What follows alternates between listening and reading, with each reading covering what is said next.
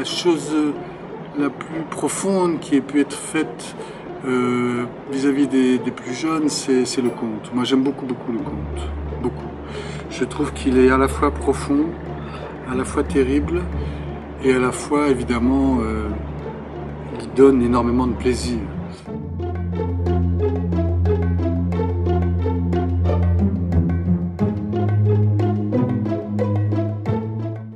J'ai eu envie de faire un spectacle qui soit pour tous les publics. J'ai envie de faire un spectacle qui puisse accueillir des plus jeunes, c'est-à-dire ça commence à partir de 8 ans, on peut le voir à partir de 8 ans. Un enfant accompagné par ses parents peut peut-être le voir même plus jeune. Enfin, ça fait peur, ça fait peur. Je suis parti de La Barbe Bleue de Perrault. Je pensais d'abord faire un théâtre d'image un petit peu, parce que tout le monde connaît tellement La Barbe Bleue que... et puis en fait, l'écriture est venue et c'est une chose très dialoguée, il y a du texte, ça dialogue. C'est un mélange de plusieurs contes. Je me suis amusé à... Je me suis beaucoup inspiré de La Belle et la Bête de Cocteau. C'est-à-dire on fait de La Barbe Bleue vraiment un monstre, un presque animal. La plus jeune est véritablement éprise de ce monstre. Là, on déplace un petit peu l'histoire de Perrault. Et l'amour de la plus jeune pour ce monstre va briser le monstre, va le rendre lui également amoureux. Et l'amour partagé va briser l'animalité et va faire revenir ce monstre à sa beauté d'humain.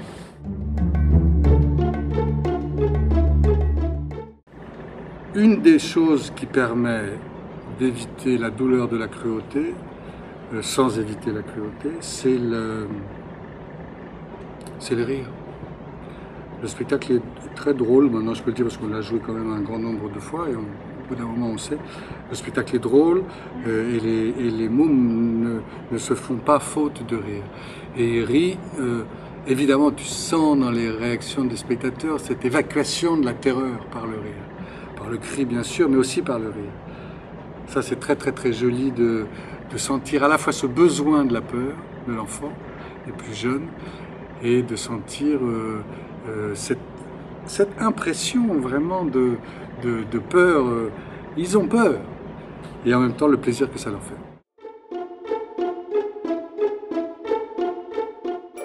Pour moi au théâtre, les choses sont fortes si ça présente une question, et si ça ne répond pas, s'il y a une énigme.